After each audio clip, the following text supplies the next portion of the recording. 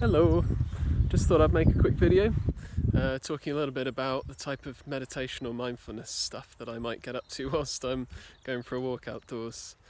And just to say, I find this kind of thing really helpful when things get a bit much at home. Too many news stories or doom and gloom in the world. It's kind of nice to detach and just focus a little bit on what's happening inside of my body, inside of my mind. So yeah, I'm going to turn the camera around and take you on a little walk with me. So I guess the first thing I like to do when I'm starting to go for a walk is focus on trying to slow everything down a little bit. Things seem very fast-paced at the moment and there's obviously a lot of anxiety out there, so my first step would be just to take some deep breaths and perhaps slow down my walking pace.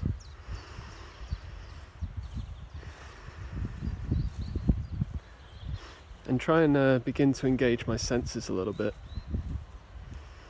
So for me, sound, my hearing is probably my most kind of acute sense. So when I start walking, I begin to hear all those little noises around me. So I don't know if you can hear anything that's going on here, but you can hear some running water. There's a small river nearby. I can kind of hear the gentle drag of my feet on the grass. Obviously some very pleasant birds chirping. Oh, a cow mooing. I guess it might seem obvious to point out these kind of things, like it's stupid, but I think a lot of the time when we're walking, when we're going about our business, a lot of it's kind of taking place in the subconscious. So you're doing these things in a really automated fashion, and not that there's a problem with that, but I guess it frees up the mind a lot to continue thinking about those things which might be causing a bit of stress or anxiety. But perhaps when we lock into things that are happening in the moment, the things to do with our senses, and it helps take a little bit of attention away from that. And I'd like to think that that can perhaps offer a bit of space around some of those stressful ideas, allow the body to slow down a bit, so our front brain, our prefrontal cortex can begin to look at things from a slightly calmer, perhaps more grounded, divorce perspective.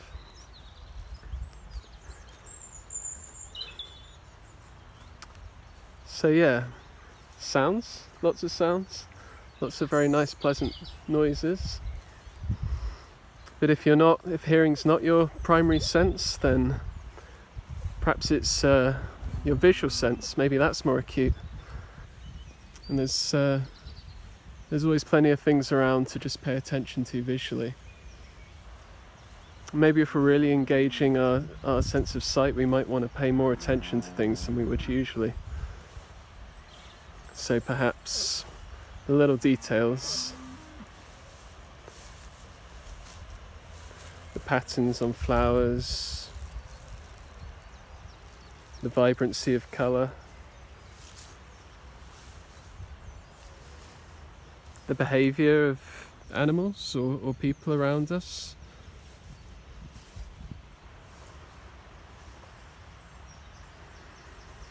You can see I'm kind of lacking ideas. I'm not very good with the visuals.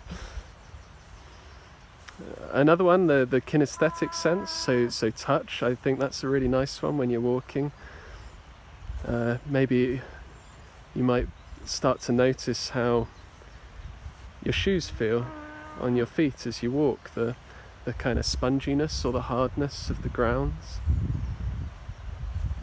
How your muscles feel as your legs are walking.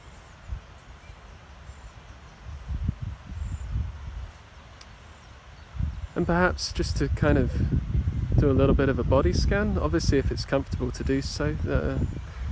Sometimes when we've been through really hard times, some of that pain or that trauma can be stored in the body. So it's worth being careful if you hone in on something that's particularly uncomfortable. Then obviously don't push yourself and seek support where needed.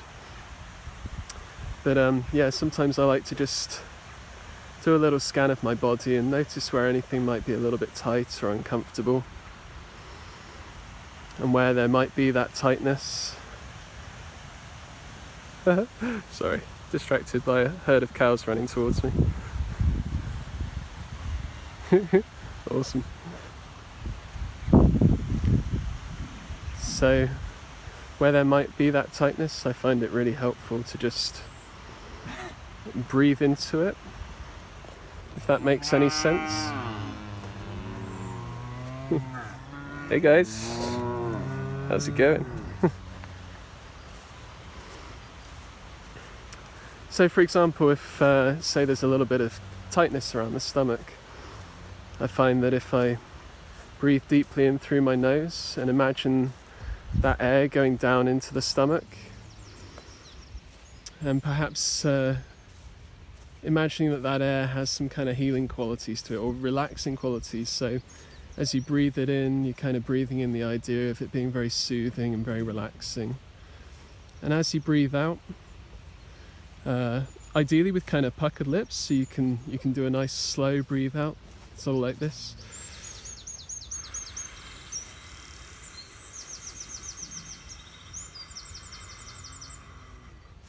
And I like to just imagine it kind of scooping up that tension in the breath and passing it out of your mouth or your nose, of course. I mean, there's no one right way to breathe. Everyone's got their preference.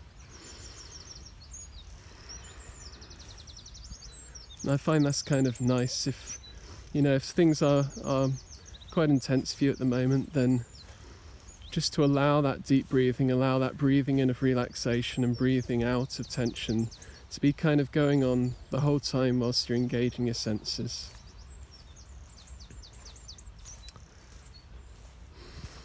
So what have I missed? Smells. Well, I guess obviously I'm kind of lucky to be out here in nature, but there's always going to be smells wherever you are.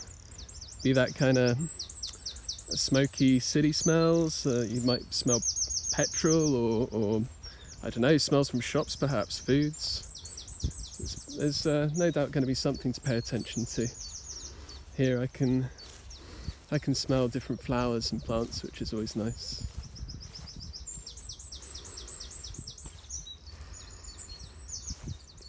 I guess taste would be the other one.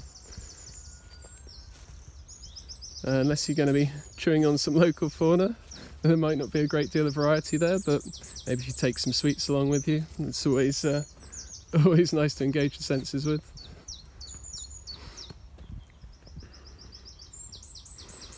I guess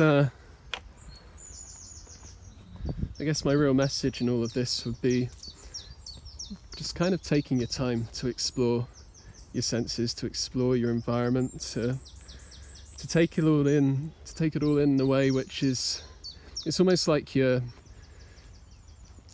it's like a deep level of curiosity with all of these things. So like if you might be perhaps trying to meditate and paying attention to your mind and what's going on there, I think often the best way to go about it is to be open-minded and curious and try to avoid judging yourself, judging your thoughts, judging what any of your perceptions might say about you, and just kind of holding this real curiosity.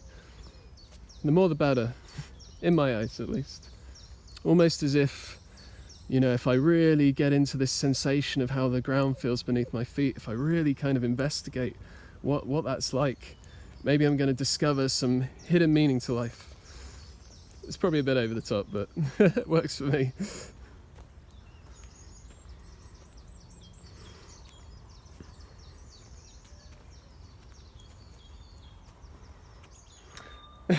Hello.